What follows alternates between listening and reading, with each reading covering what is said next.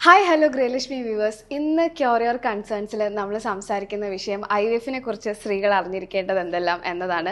So ഈ ഒരു വിഷയത്തെക്കുറിച്ച് നമ്മളോട് സംസാരിക്കാനായിട്ട് നമ്മളോടൊപ്പം ഉള്ളത് ഡ്രീം ഫ്ലവർ IVF ഹോസ്പിറ്റലിൻ്റെ ഡയറക്ടർ ജയലക്ഷ്മി സൂരജ് മാം ആണ്. Ma'am, welcome to the show. Thank you. നമുക്ക് ആദ്യം എന്താണ് ഈ IVF എന്നൊന്നും അറിയാം, ജസ്റ്റ് കേട്ട് മാത്രം പരിചയമുള്ള ആൾക്കാർക്ക് വേണ്ടിയിട്ട് എന്താണ് IVF എന്നൊന്ന് പറഞ്ഞുതരാമോ? IVF എന്ന് വെച്ചാൽ ഇൻവിട്രോ ഫെർട്ടിലൈസേഷൻ എന്ന് പറയും. അതായത് നമ്മുടെ ശരീരത്തിൻ്റെ പുറത്ത് ഗർഭധാരണം നടക്കുന്നതിനാണ് IVF എന്ന് പറയുന്നത്. ഓക്കെ. അപ്പോൾ നോർമലി ഇപ്പോൾ എങ്ങനെയാണ് ഗർഭം ധരിക്കണേ? ഹസ്ബൻഡും വൈഫും ഒന്നിച്ച് താമസിച്ച് അവർ ഹസ്ബൻഡിൻ്റെ ബീജവും വൈഫിൻ്റെ അണ്ടവും യോജിച്ച് ഭ്രൂണായി ഇങ്ങനെ ഗർഭം ധരിക്കും.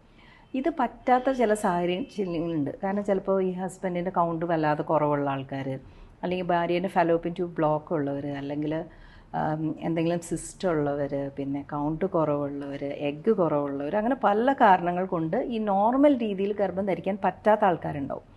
അല്ലെങ്കിൽ ഈ കുറേ പ്രാവശ്യം കുറേ വർഷം ഇവിടെ ട്രൈ ചെയ്തിട്ടാവാത്തവർ, അങ്ങനെയുള്ളവർക്കുള്ളൊരു ചികിത്സാ രീതിയാണ് ഇൻവിട്രോ ഫെർട്ടിലൈസേഷൻ. അതായത് നമ്മൾ ഈ നമ്മുടെ ശരീരത്തിന് ഉള്ളിലുണ്ടാകുന്ന കാര്യം നമ്മൾ പുറത്തുനിന്ന് ചെയ്തു കൊടുക്കുന്നു. അതായത് IVF ലാബിൽ നിന്ന് അത് ചെയ്തിട്ട് നമ്മൾ തിരിച്ചു വെക്കുന്നു. അതായത് ഹസ്ബൻഡിൻ്റെ ബീജവും വൈഫിൻ്റെ അണ്ടവും യോജിപ്പിച്ച് ഭ്രൂണാക്കി IVF ലാബിൽ വെച്ച് വളർത്തിയിട്ട് പിന്നെ അത് ഭാര്യേൻ്റെ ഗർഭപാത്രത്തിലേക്ക് നിക്ഷേപിച്ച് ഗർഭം ഉണ്ടാക്കുന്ന ഒരു പ്രൊസീജിയറിനാണ് IVF എന്ന് പറയുന്നത്. ഓക്കെ. അപ്പോൾ ഇതാണ് അതിൻ്റെ ഒരു എന്താ പറയുക, സാധാരണക്കാർക്ക് മനസ്സിലാവേണ്ട ഒരു കാര്യം ഇതാണ്. അതായത് ശരീരത്തിന് പുറത്ത് ഗർഭധാരണം നടക്കുന്നു. അതാണ് നമ്മൾ ആ ഒരു പ്രോസസ്സ് പുറത്തുനിന്ന് ചെയ്ത് അതായത് ഗർഭം ധരിക്കാൻ ഹെൽപ്പ് ചെയ്യുന്ന ഒരു ട്രീറ്റ്മെന്റ് പ്രൊസീജിയർ ആണ്. ഓക്കെ മാം, ഇതിൽ ഏറ്റവും കൂടുതൽ എനിക്ക് തോന്നുന്നു, ഞാൻ എൻ്റെ ഫ്രണ്ട്സിൻ്റെ അടുത്തൊക്കെ ചോദിക്കുമ്പോൾ എല്ലാവർക്കും ഇതിനെക്കുറിച്ച് പറയുമ്പോൾ ഒരു പേടി എന്ന് പറയുന്നത് ഇതൊരു പെയിൻഫുൾ ആയിട്ടുള്ള സാധനമാണോ, അതുപോലെ ഇത് എത്ര നാളത്തെ പ്രൊസീജിയർ ആണ്, കുറേ ടൈം എടുക്കുമോ, കുറേ പെയിൻ ഉണ്ടാവുക, ഇപ്പം അനസ്തേഷ്യ ഒക്കെ കൊടുക്കുന്ന കാര്യങ്ങളൊക്കെ നമ്മൾ കേട്ടിട്ടുണ്ട്. അപ്പം എങ്ങനെയാണ് മാം, ഇതൊരു പെയിൻഫുൾ പ്രൊസീജിയർ ആണോ? എത്ര നാളാണ് ഇതിൻ്റെ ഈ ഒരു ടോട്ടൽ ട്രീറ്റ്മെന്റ് ഒരു കപ്പിളിന് കൊടുക്കുന്നത്? IVF എന്ന് പറഞ്ഞാൽ പെയിൻഫുൾ പ്രൊസീജിയർ അല്ല. പെയിൻഫുൾ എന്ന് വെച്ചാൽ IVF പ്രൊസീജിയറിൽ നമ്മൾ എന്താ ചെയ്യണമെന്ന് വെച്ചാൽ ഭാര്യയുടെ എഗ്ഗ് വളർത്താൻ വേണ്ടിയിട്ട് ഫസ്റ്റ് ഇഞ്ചക്ഷൻ കൊടുക്കും. ഏകദേശം ഒരു 10 to 11 days ഇഞ്ചക്ഷൻ ഉണ്ടാവും. അത് അത്ര പെയിൻഫുൾ ഇഞ്ചക്ഷൻ അല്ല, സാധാരണ ഇപ്പോൾ ഒരു കുഞ്ഞൊരു ഇഞ്ചക്ഷൻ അത്രയേ ഉള്ളൂ. ഇൻസുലിൻ ഇഞ്ചക്ഷൻ ഒക്കെ പോലെ അത് ചിലത് വയറിൽ കൊടുക്കാൻ, ചിലത് കയ്യിൽ കൊടുക്കുന്നുണ്ട്, ചിലത് ബാക്കിൽ കൊടുക്കുന്നുണ്ട്. അപ്പോൾ അത് അത്ര പെയിൻഫുൾ ആണെന്ന് ആരും ഇതുവരെ അങ്ങനെ പറഞ്ഞിട്ടില്ല. നോർമൽ, അതെ അതെ, അത്ര പെയിൻഫുൾ. ചില ഇഞ്ചക്ഷൻസ് അവർക്ക് വേണമെങ്കിൽ തന്നെ എടുക്കാൻ പറ്റും. അത്രയും എടുക്കുന്ന ആൾക്കാരുണ്ട്, സ്വന്തമായിട്ട് ഇഞ്ചക്ഷൻ എടുക്കുന്നവർ പോലും ഉണ്ട്. അപ്പോൾ അങ്ങനെ ഇഞ്ചക്ഷൻ എടുക്കുന്നത്, അതാണ് അതിൻ്റെ ഒരു ചെറിയൊരു പെയിൻ എന്ന് പറയാം. പിന്നെ ഉള്ളത്, അപ്പോൾ അങ്ങനെ എഗ്ഗ് വളർത്തി വന്നതിന് ശേഷം നമ്മൾ ആ എഗ്ഗിനെ നമ്മൾ പുറത്തേക്ക് എടുക്കുക, അതായത് IVF ലാബിലേക്ക് എടുക്കുക. അത് അനസ്തീഷ്യ കൊടുത്തിട്ട് ചെയ്യുന്നൊരു പ്രൊസീജിയറാണ്. അപ്പോൾ അതിന് പെയിൻ ഇല്ല. നമ്മൾ അനസ്തീഷ്യ കൊടുത്തിട്ട് പേഷ്യൻ്റ് എഗ്ഗ് എടുക്കുക, അത് കഴിഞ്ഞിട്ട് പേഷ്യൻ്റ് അന്ന് ഈവനിങ് തന്നെ പോകും. അതിന് പെയിനൊന്നുമില്ല. നെക്സ്റ്റ് ഡേ അവർക്ക് റുട്ടീൻ എല്ലാം ചെയ്യാം. ഇത് എത്ര നേരത്തെ ഒരു പ്രൊസീജിയറാണ് മാം? ഈ IVF എഗ്ഗ് എടുക്കുന്ന പ്രൊസീജിയർ ആകെ ഒരു 10 to 20 minutes ഉണ്ടാവും. പക്ഷേ ഈ അനസ്തീഷ്യ കൊടുക്കുന്നതുകൊണ്ട് പേഷ്യൻ്റ് ഒരു 6 hours ചിലപ്പോൾ ഹോസ്പിറ്റലിൽ നിൽക്കേണ്ടി വരും. അതിന് ശേഷമുള്ള പ്രൊസീജിയർ എന്ന് വെച്ചാൽ ഇത് തിരിച്ച് ഗർഭപാത്രത്തിൻ്റെ ഉള്ളിൽ വെക്കുന്നതിനാണ് എംബ്രിയോ ട്രാൻസ്ഫർ എന്ന് പറയുന്നത്. അപ്പോൾ അതും യൂഷ്വലി അത് പെയിൻഫുൾ അല്ല. അപ്പോൾ നമ്മൾ എന്ത് ചെയ്യണമെന്ന് വെച്ചാൽ അതിൻ്റെ ശരിയായ പ്രൊസീജിയർ ചെയ്യണതിന് മുന്നേ നമ്മളൊരു ട്രയൽ നോക്കുക. അവർക്ക് ട്രയൽ നോക്കണമെന്ന് വെച്ചാൽ ഈ പേഷ്യൻ്റ് ഇത് ടോളറേറ്റ് ചെയ്യണമെന്ന് അറിയാം. പേഷ്യൻ്റ് പേടിയായിട്ട് അങ്ങനെ ചില ആൾക്കാർക്ക് ഒരു പേടി ഉണ്ടാവില്ല, ചില ആൾക്കാർക്ക് ചെറിയ പെയിൻ ഉണ്ടാവും. അപ്പോൾ പെയിൻ ഉള്ളവർക്കാണെങ്കിൽ നമ്മൾ അതും അനസ്തീഷ്യ തന്നെ ചെയ്യും. അതെല്ലാം സുഖമായിട്ട് ടോളറേറ്റ് ചെയ്യുന്ന പേഷ്യൻസിനാണെങ്കിൽ നമ്മളത് ചെയ്യും. പെയിൻ ഇല്ലാത്തവർക്കാണെങ്കിൽ അതങ്ങനെ ചെയ്യും. അപ്പോൾ യൂഷ്വലി ഒരു ഫിസിക്കൽ പെയിൻ വളരെ കുറവാണ്. പക്ഷേ മെൻ്റലി എല്ലാവർക്കും ചെറിയൊരു സ്ട്രെസ്സുള്ളൊരു സംഭവമാണ് IVF. കാരണം ഈ പേഷ്യൻസ് വരുമ്പോൾ തന്നെ ഭയങ്കര ഒരു വിഷമത്തിലായിരിക്കും വരുന്നത്. പിന്നെ എന്ന് വെച്ചാൽ ഇതിൻ്റെ ഒരു ഇതാവോ ഇല്ലേ, നമ്മളെപ്പോഴും IVF-ന് ഒരു 50% ഗ്യാരണ്ടിയെ കൊടുക്കുന്നുള്ളൂ. അപ്പോൾ എല്ലാവർക്കും ആ ഒരു മെൻ്റൽ ടെൻഷൻ, ഒരു മാനസികമായ ഒരു വേദന ചിലപ്പോൾ ഉണ്ടാവുമായിരിക്കും. പിന്നെ എംബ്രിയോ ട്രാൻസ്ഫർ കഴിഞ്ഞ് 2 weeks കഴിഞ്ഞിട്ട് ഇതിൻ്റെ റിസൾട്ട് അറിയുള്ളൂ. ഈ റിസൾട്ട് വരുന്ന വരെ പേഷ്യൻ്റ് നല്ല ടെൻഷൻ ഉണ്ടാവും. അത് എംബ്രിയോ ട്രാൻസ്ഫർ കഴിഞ്ഞിട്ടുള്ള സമയത്ത് നമുക്ക് ഇഞ്ചക്ഷൻ ഉണ്ടാവും. പക്ഷെ അതും അങ്ങനെ വലിയ പെയിൻഫുൾ ഇഞ്ചക്ഷനൊന്നും അല്ല. സാധാരണ എല്ലാവരും അങ്ങനെ വലിയ കംപ്ലയിൻ്റ് ഒന്നും പറയില്ല. മേ ബി അവരുടെ ഒരു ആഗ്രഹം കൊണ്ടായിരിക്കും. അതർവൈസ് ഇതിന് വേറെ പെയിൻ ആയിട്ടൊന്നുമില്ല. പിന്നെ ഒരു പ്രൊസീജിയർ നമ്മൾ ചെയ്യുമ്പോൾ യൂഷ്വലി നമുക്കൊരു 15 days നമുക്ക് വേണമെങ്കിൽ പ്രൊസീജിയർ ഫിനിഷ് ചെയ്യാം. അതായത് നമ്മൾ 10 days ഇഞ്ചക്ഷൻ കൊടുക്കുന്നു, 12th day അണ്ട എടുക്കുന്നു, 15th or 16th day നമ്മൾ തിരിച്ചു വെക്കുന്നു. അതിനാണ് ഫ്രഷ് എംബ്രിയോ ട്രാൻസ്ഫർ എന്ന് പറയുന്നത്. അത് അണ്ടോ ബീജോ യോജിപ്പിച്ചിട്ട് day 3 മൂന്നാമത്തെ ദിവസം അല്ലെങ്കിൽ day 5 അഞ്ചാമത്തെ ദിവസം നമ്മൾ തിരിച്ചു വെക്കുന്നതിനാണ് ഫ്രഷ് എംബ്രിയോ ട്രാൻസ്ഫർ എന്ന് പറയുന്നത്. അപ്പോൾ അത് തീർന്നു കഴിഞ്ഞിട്ടുണ്ടെങ്കിൽ പിന്നെ അതോടെ പ്രൊസീജിയർ കഴിഞ്ഞു. പിന്നെ 2 weeks കഴിഞ്ഞ് നിങ്ങളുടെ റിസൾട്ട് നോക്കിയാൽ മതി. അതല്ല ചില ആൾക്കാർക്ക് ഇപ്പോൾ ചിലപ്പോൾ നമുക്ക് ഫ്രഷ് എംബ്രിയോ ട്രാൻസ്ഫർ ചെയ്യാൻ പറ്റാത്ത ആൾക്കാരുണ്ട്. ചിലപ്പോൾ അവരുടെ ഹോർമോൺ ലെവൽ അധികം ഉണ്ടാവും, അല്ലെങ്കിൽ ഒത്തിരി അണ്ടം കിട്ടിയവരുണ്ടാവും, അല്ലെങ്കിൽ അവരുടെ എൻഡോമെട്രിയം അതായത് ഗർഭപാത്രത്തിൻ്റെ ഉള്ളിലത്തെ പാളി റെഡി ആയിട്ടുണ്ടാവില്ല. അങ്ങനെയുള്ളവർക്ക് നമുക്കത് ഫ്രീസ് ചെയ്ത് ചെയ്യേണ്ടി വരും. ഫ്രീസ് ചെയ്ത് ചെയ്യുവാണെങ്കിൽ നമുക്ക് 1 മാസം കൂടെ എക്സ്ട്രാ വേണ്ടി വരും. അപ്പം ടോട്ടൽ മേ ബി ഒരു 40-45 ഡേയ്സ് അങ്ങനെയാണെങ്കിൽ ഫ്രോസൺ എംബ്രിയോ ട്രാൻസ്ഫർ അല്ലെങ്കിൽ FET ചെയ്യുകയാണെങ്കിൽ ഒരു 40-45 ഡേയ്സ് ടോട്ടൽ പ്രൊസീജിയറിന്. ഓക്കെ മാം, ഇതിലാണോ നമ്മൾ ഈ എടുത്ത് ഈ എംബ്രിയോ ഫ്രീസ് ചെയ്ത് വെച്ചിട്ട് ഇപ്പോൾ നമ്മൾ ഫസ്റ്റ് ടൈം ചെയ്യുന്നു, സക്സസ് ആവുന്നില്ല, അപ്പൊ വീണ്ടും നമുക്ക് ഈ എടുത്തതിൽ നിന്ന് തന്നെ നമുക്ക് വീണ്ടും ഇംപ്ലാന്റ് ചെയ്യാനുള്ള ഓപ്ഷൻ ഉണ്ട്? അപ്പം അങ്ങനെ തന്നെയാണോ, അല്ല ഇപ്പം അത് ഫെയിലിയർ ആയതുകൊണ്ട് നമ്മൾ വീണ്ടും എഗെയിൻ നമ്മൾ ഈ ഹോൾ പ്രോസസ്സിൽ കൂടി പോകണം? എങ്ങനെയാണ് മാം? ഇതെങ്ങനെയാന്ന് വെച്ചിട്ടുണ്ടെങ്കിൽ നമുക്ക് എത്ര എഗ്ഗ് കിട്ടിയെന്നനുസരിച്ചിരിക്കും. നമ്മൾ ഇഞ്ചക്ഷൻ വെക്കുന്നല്ലേ എഗ്ഗ് എടുക്കാൻ. ഇപ്പൊ നാച്ചുറലി ഒരു സ്ത്രീക്ക് ഒരു എഗ്ഗ് ഉണ്ടാവണം 1 മാസം. പക്ഷെ നമ്മളിപ്പോൾ ഇത് ഇഞ്ചക്ഷൻ വെക്കുന്നത് എന്തിനാ, ഒരു 10 മുതൽ 12 എഗ്ഗ് കിട്ടാൻ വേണ്ടിയിട്ടാണ് വെക്കുന്നത്. ഈ 12 എഗ്സ് കിട്ടി അത് ഓരോന്നിലേക്ക് ഹസ്ബൻഡിന്റെ ബീജം നമ്മൾ ഇഞ്ചക്ട് ചെയ്യും. അപ്പോൾ നമുക്ക് ചിലപ്പോൾ 10 എംബ്രിയോ വരും, ചിലപ്പോൾ 6 എംബ്രിയോ വരുള്ളൂ. അത് depends on the quality of the egg and sperm. അപ്പോൾ ഇവർക്ക് നല്ല ക്വാളിറ്റി എഗ് ആണെങ്കിൽ 10-ൽ 10 കിട്ടും, 10 എംബ്രിയോസ് കിട്ടും. അപ്പോൾ ഈ 10 എംബ്രിയോസ് കിട്ടിയാൽ നമ്മൾ ഒരു പ്രാവശ്യം വെക്കുമ്പോൾ 2 എംബ്രിയോ വെക്കുള്ളൂ, ബാക്കി അവർക്ക് 8 എംബ്രിയോ ഉണ്ട്. അപ്പോൾ ഇതിപ്പോൾ സപ്പോസ് ഇത് ഫെയിൽ ആയി കഴിഞ്ഞാൽ ഇവർക്ക് ബാക്കി ഈ 8 ഉണ്ടല്ലോ, എഗെയിൻ 4 ടൈംസ് ചെയ്യാനുള്ളതുണ്ട്. അപ്പോൾ ചില ആൾക്കാർ ഇപ്പോൾ ആദ്യത്തെ സക്സസ് ആയത് പ്രസവിച്ച് കഴിഞ്ഞാൽ നെക്സ്റ്റ് കുട്ടിക്ക് വേണ്ടി അവർക്ക് ഇതേ സെയിം തിങ് യൂസ് ചെയ്യാം. ഓക്കെ, അപ്പോൾ അത്രയും നാളിത് നമുക്ക് പ്രിസർവ് ചെയ്ത് എത്ര കാലം വേണം? നമ്മൾ 5 years ആണ് നമ്മൾ എഗ്രിമെന്റിൽ എഴുതുന്നത്. 5 years അവർ നമ്മളിവിടെ പ്രിസർവ് ചെയ്യും. വേണമെന്നുണ്ടെങ്കിൽ അവർക്ക് പിന്നെയും പ്രിസർവ് ചെയ്യാം. അവർ എമൗണ്ട് അടയ്ക്കണം, ഒരു 1500 rupees പെർ മന്ത് അടച്ചാൽ നമുക്കത് പിന്നെയും പ്രിസർവ് ചെയ്ത് വെക്കാം. ഐഡിയലി ഇത് എത്ര നാൾ വരെ ഇങ്ങനെ ഇരിക്കും മാം? എത്ര കാലം വേണമെങ്കിലും ഇരിക്കും. പക്ഷെ നമ്മൾ ലിക്വിഡ് നൈട്രജൻ എന്ന് പറഞ്ഞൊരു ഇത് ഒഴിച്ച് കൊടുത്താൽ മാത്രമേ അത് വയബിളായിട്ട് അങ്ങോട്ട് പോവുള്ളൂ. എത്ര കാലം വേണമെങ്കിലും വെക്കാം. ശരി, കൊള്ളാം മാം. അതുപോലെ ഇപ്പൊ നമ്മൾ കുറെ ഇപ്പോൾ ഒരു 5 years വരെ ഇത് പ്രിസർവ് ചെയ്ത് വെക്കാം എന്നൊക്കെ പറഞ്ഞു. അതുപോലെ ഈ IVF ട്രീറ്റ്മെന്റ് ഇപ്പൊ ഫെയിലിയർ ആയി നോക്കും, എത്ര വട്ടം അവർക്ക് ഇത് വീണ്ടും വീണ്ടും ട്രൈ ചെയ്യാനുള്ള ഒരു ഓപ്ഷൻ ഉണ്ട്? ഈ ഫസ്റ്റ് IVF എന്ന് പറയുന്നത് ആക്ച്വലി ഒരു ഡയഗ്നോസ്റ്റിക്കും കൂടെയാണ്. നമുക്ക് അറിയാൻ പറ്റും എന്തുകൊണ്ടാണ് ഇവർ പ്രഗ്നന്റ് ആവാത്തതെന്ന്. നമ്മൾ എഗ്ഗ് എടുക്കണമെന്ന് പറഞ്ഞില്ല, അപ്പോൾ നമുക്ക് ഈ എഗ്ഗ് എടുക്കുമ്പോൾ നമുക്കറിയാം അവരുടെ എഗ്ഗിന്റെ ക്വാളിറ്റി എങ്ങനെയുണ്ടെന്ന് അറിയാം. അതേപോലെ ഇത് എഗ്ഗും സ്പേമായിട്ട് യോജിച്ച് ഭ്രൂണമാകുമ്പോൾ ഈ ഭ്രൂണത്തിൻ്റെ ക്വാളിറ്റി എങ്ങനെയാണെന്ന് അറിയാം. അപ്പോൾ ഈ എംബ്രിയോസ് നമ്മൾ ആക്ച്വലി ഗ്രേഡ് ചെയ്യും, grade 1, grade 2, grade 3, grade 4. അപ്പോൾ ഇതെല്ലാം അനുസരിച്ചിട്ടാണ് നമ്മൾ നെക്സ്റ്റ് നമ്മൾ തീരുമാനിക്കുന്നത്. ഇപ്പോൾ സപ്പോസ് അവർക്ക് നല്ല എഗ്ഗ് വന്നു, നല്ല സ്പേം വന്നു, പിന്നെ നല്ല എംബ്രിയോസ് വന്നു, യൂഷ്വലി 50-60% ആൾക്കാർ അതിൽ പ്രഗ്നൻ്റ് ആവും. ആവാത്തത് ശരിക്കും പറഞ്ഞാൽ വളരെ കുറച്ച് ആൾക്കാരേ ഉള്ളൂ. പിന്നെ നമ്മളിപ്പോൾ ഞാൻ പറഞ്ഞല്ലോ ബാക്കി എംബ്രിയോസ് ഉണ്ടെങ്കിൽ, അപ്പോൾ ചിലപ്പോൾ ആദ്യത്തേലാവും, ചിലപ്പോൾ രണ്ടാമത്തേലാവും, ചിലപ്പോൾ മൂന്നാമത്തേലാവും. സപ്പോസ് ഇവർക്ക് ഫസ്റ്റിൽ തന്നെ ഇവരുടെ എഗ് ക്വാളിറ്റി നല്ലതല്ല, ഇവരുടെ എംബ്രിയോ ക്വാളിറ്റി നല്ലതല്ല, അങ്ങനെയാണെങ്കിൽ നമുക്ക് മനസ്സിലായില്ലേ ഇവർക്ക് ഇത് ഈ ഒരു രീതിയിൽ തന്നെ ചെയ്തിട്ട് കാര്യമില്ല എന്ന്. അങ്ങനെയാകുമ്പോൾ നമ്മൾ സെക്കൻഡ് IVF നമ്മൾ കുറച്ച് ചേഞ്ച് ചെയ്യും. നമ്മൾ കൊടുക്കുന്ന ഇഞ്ചെക്ഷൻസ് ചേഞ്ച് ചെയ്യും, പ്രോട്ടോകോൾസ് ചേഞ്ച് ചെയ്യും. പിന്നെ ചിലപ്പോൾ അവർക്ക് നമ്മൾ അഡീഷണൽ പ്രൊസീജിയേഴ്സ്, അതായത് ഹിസ്ട്രോസ്കോപ്പി നോക്കും, ഇവരുടെ ഗർഭകോശത്തിൻ്റെ ഉള്ളിൽ എന്തെങ്കിലും പ്രോബ്ലം ഉണ്ടോ നോക്കും. പിന്നെ ചിലപ്പോൾ ലാപ്രോസ്കോപ്പി എന്ന് ചെയ്യും, ഇവരുടെ ട്യൂബ്സിന് എന്തെങ്കിലും കുഴപ്പമുണ്ടോ നോക്കും. അതല്ല വേറെ എന്തെങ്കിലും കാരണങ്ങൾ ഇവരുടെ ഇംപ്ലാന്റേഷനെ എതിർക്കുന്നുണ്ടോ നോക്കും. അപ്പോൾ അങ്ങനെയെല്ലാം ചെയ്തിട്ട് നമുക്ക് സെക്കൻഡ് ടൈം ചെയ്യാം. അതല്ല പിന്നെ 2-3 പ്രാവശ്യം സപ്പോസ് എല്ലാം നമ്മൾ ക്ലിയർ ചെയ്ത്, പിന്നെ അതുപോലെ മെറ്റേണൽ ഫാക്ടേഴ്സ്, അമ്മേൻ്റെ ശരീരത്തിൽ എന്തെങ്കിലും ഈ ഇംപ്ലാന്റേഷൻ പ്രിവെൻറ്റ് ചെയ്യുന്ന ഫാക്ടേഴ്സ് ഉണ്ടോ എന്ന് നമ്മൾ അതിൻ്റെ ടെസ്റ്റുകൾ ചെയ്യും. അതെ, ഹെൽത്ത് ഇഷ്യൂസ് വേറെ എന്തെങ്കിലും ഉണ്ടെങ്കിൽ അത് കറക്റ്റ് ചെയ്യാം. പിന്നെ ഈ മെറ്റേണൽ ആൻറ്റിബോഡീസ് ഉണ്ട്, ദാറ്റ് പ്രിവെൻറ്റ്സ് ഇംപ്ലാന്റേഷൻ, അങ്ങനത്തെ ഒരു സംഭവം ഉണ്ട്. അപ്പോൾ അതുണ്ടോ എന്ന് നമുക്ക് നോക്കാം. പിന്നെ ഉള്ളത് ഈ ഭ്രൂണത്തിൻ്റെ ക്വാളിറ്റി. യൂഷ്വലി എന്തുകൊണ്ട് ഇംപ്ലാന്റേഷൻ വരുന്നില്ല, ഒന്നില്ലെങ്കിൽ മെറ്റേണൽ കോസ് അല്ലെങ്കിൽ ഫീറ്റൽ കോസ്. മെറ്റേണൽ കോസ് എന്ന് പറഞ്ഞാൽ ഞാൻ പറഞ്ഞു ഓട്ടോ ആൻറ്റിബോഡീസ്, അതായത് അമ്മേൻ്റെ ശരീരം വിചാരിക്കുന്നത് ഇതൊരു ഫോറിൻ ബോഡിയാണ്, അപ്പോൾ ഇതിനെ അക്സെപ്റ്റ് ചെയ്യരുതെന്ന് വിചാരിക്കുന്നത്. അപ്പോൾ അങ്ങനെയുള്ള ആൻറ്റിബോഡീസ് ഉണ്ടെങ്കിൽ അതിനനുസരിച്ച് മെഡിസിൻ കൊടുക്കാം.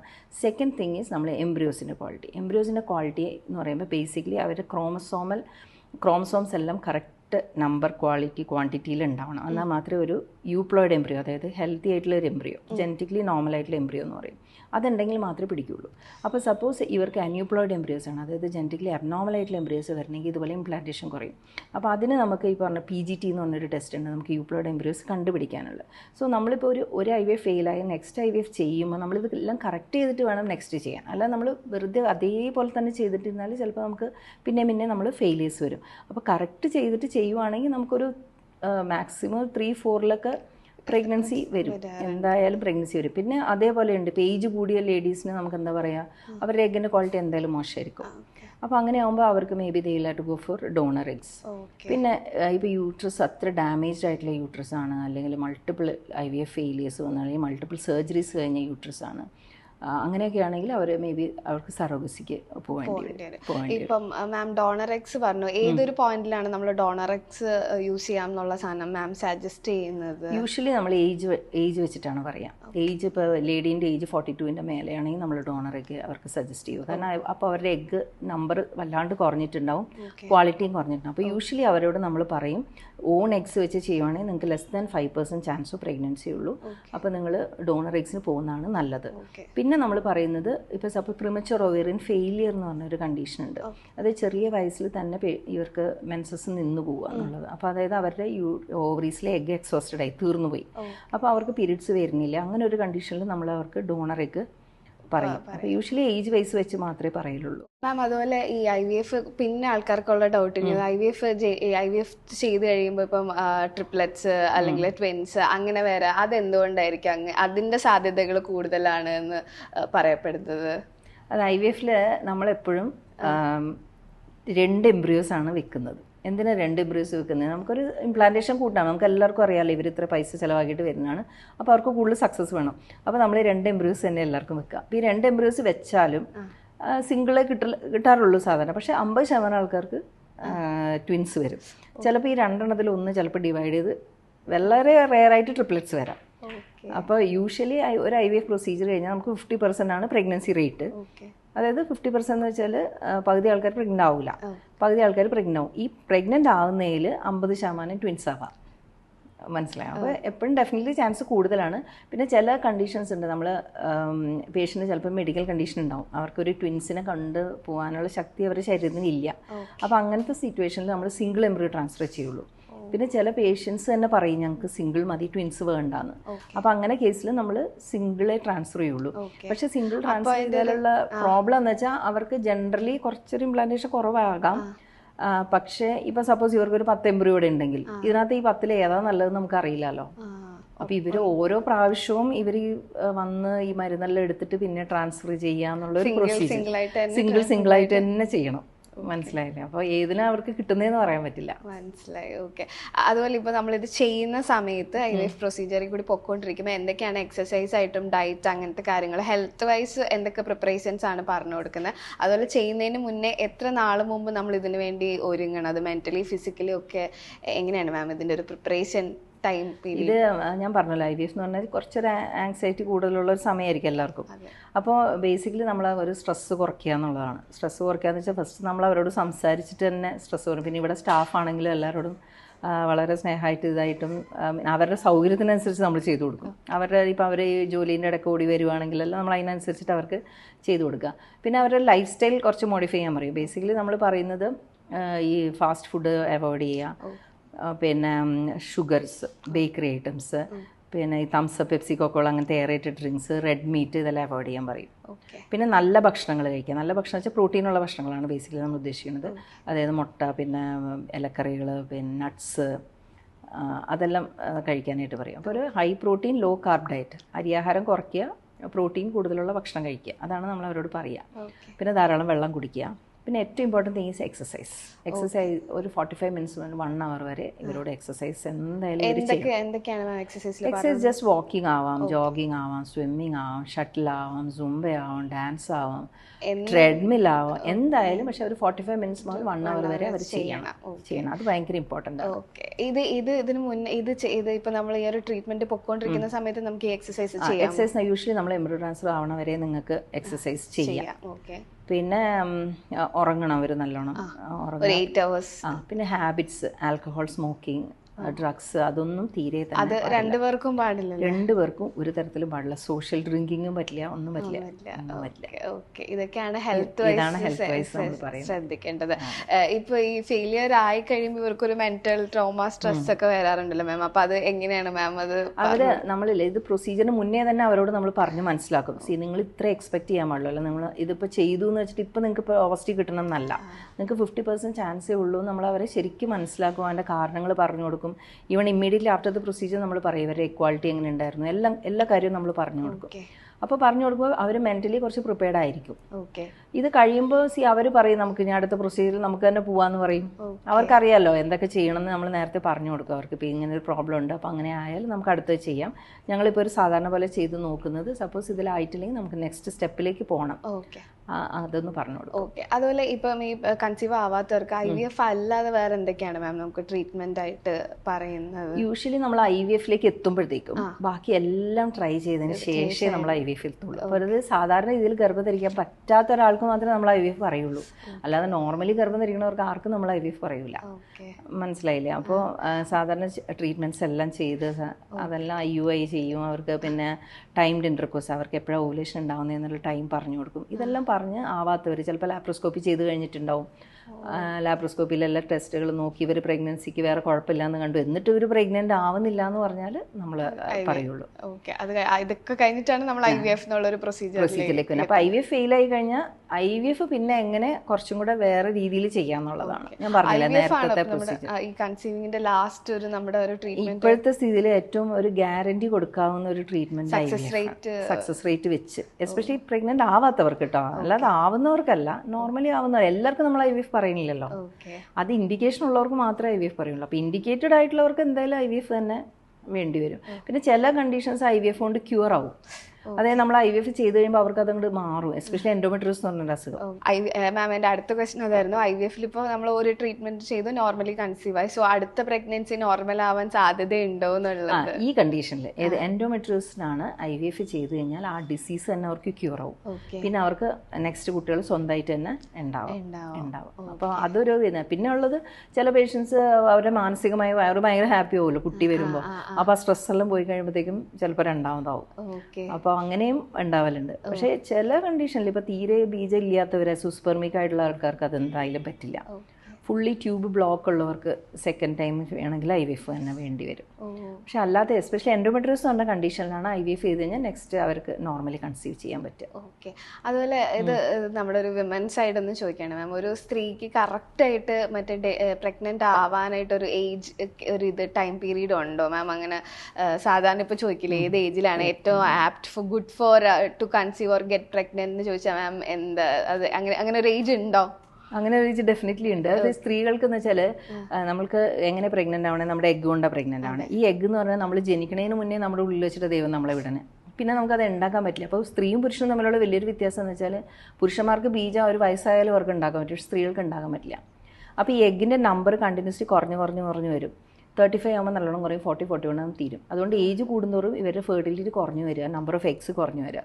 സോ മാക്സിമം എഗ്ഗുള്ള ഏജാണ് നമുക്ക് ഏറ്റവും ഫെർട്ടൈൽ ആയിട്ടുള്ള പീരീഡ്. അപ്പോൾ യൂഷ്വലി ചെറിയ വയസ്സ് തന്നെയാണ് ഏറ്റവും നല്ലത്. 20 to 25 തന്നെയാണ് ഏറ്റവും നല്ല പ്രായം. പക്ഷെ ഇപ്പോൾ ആരും അത്രയും നേരത്തെ ഡെലിവറി ആവുന്നില്ലല്ലോ.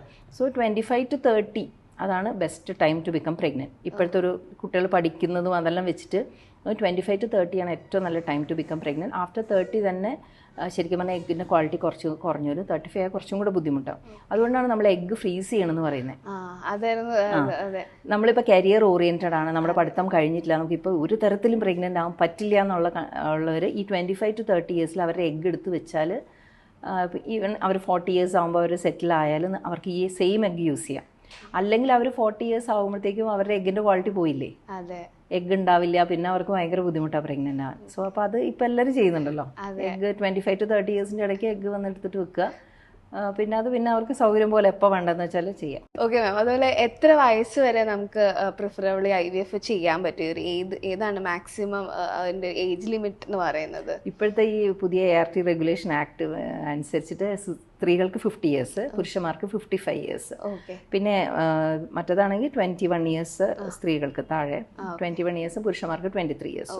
അപ്പോൾ അതായത് 21 ഇയേഴ്സും 50 ഇയേഴ്സിൻ്റെ ഇടയ്ക്കുള്ള സ്ത്രീകൾക്ക് ചെയ്യാം, 23 ഇയേഴ്സ് ടു 55 ഇയേഴ്സ് ഉള്ള പുരുഷന്മാർക്കും ചെയ്യാം. ഇതിൻ്റെ ഔട്ട്സൈഡ് ആണെങ്കിൽ നമ്മൾ കോർട്ടിൽ നിന്ന് ഓർഡർ എടുത്ത് വന്നാൽ മാത്രമേ ചെയ്യാൻ പറ്റൂ. ലീഗലി നമുക്ക് അത് ഇത് വേണം. മാം ഇപ്പോൾ ഈ ചെറിയ ഏജ് പറഞ്ഞല്ലോ, ഈ ചെറിയ ഏജിലുള്ള ആൾക്കാർക്ക് IVF ചെയ്യേണ്ട സിറ്റുവേഷൻസ് വരാറുണ്ട്? ഈ യങ് ഏജ് ചിലപ്പോൾ ഇപ്പോൾ 20 ഇയേഴ്സിൽ കല്യാണം കഴിച്ചു, ഹസ്ബൻഡ് സുസ്പെർമിക് ആണ്, അതായത് ഹസ്ബൻഡിന് ബീജം ഇല്ലെങ്കിൽ അവർക്ക് ചെയ്യാൻ പറ്റില്ല. അപ്പോൾ 21 ഇയേഴ്സ് ആവണവരെ അവർ വെയിറ്റ് ചെയ്യേണ്ടി വരും. ഓക്കെ. അതായത് ചെയ്യാൻ പറ്റുള്ളൂ. എന്നിട്ട് IVF ചെയ്യാൻ പറ്റുള്ളൂ, അല്ലാതെ ചെയ്യാൻ പറ്റില്ല. ഓക്കെ. അതുപോലെ നമ്മളിപ്പോൾ നേരത്തെ സറഗസിയുടെ കാര്യം പറഞ്ഞു, അതിന്റെ ഒരു ലീഗാലിറ്റി എങ്ങനെയാണ് മാം ഇന്ത്യയിൽ? സറഗസി ഇന്ത്യയിൽ നമ്മൾ അവർ പറയണതനുസരിച്ചിട്ട് നമ്മൾ ചെയ്യണം. മീൻസ് ഗവൺമെൻറ്റിൻ്റെ ഒരു ബോർഡ് ഉണ്ട്. അപ്പം കുറേ സർട്ടിഫിക്കറ്റ്സ് ആവശ്യമാണ്. കുറേ സർട്ടിഫിക്കറ്റ്സ് വെച്ചാൽ ഈ ഫസ്റ്റ് ഒരു സറോഗേറ്റിനെ കണ്ടുപിടിക്കണം.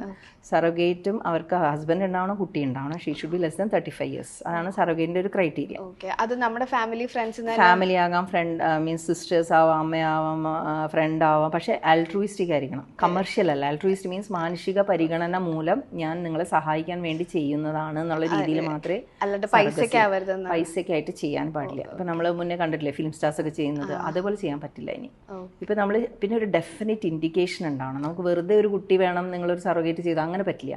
ഡെഫിനറ്റ് ഇൻഡിക്കേഷൻ വെച്ചാൽ ഇവർക്ക് അതായത് യൂട്രസ് ഉണ്ടാവാൻ പാടില്ല, അല്ലെങ്കിൽ യൂട്രസിൽ കുറേ സർജറീസ് ചെയ്തിട്ടുണ്ട്,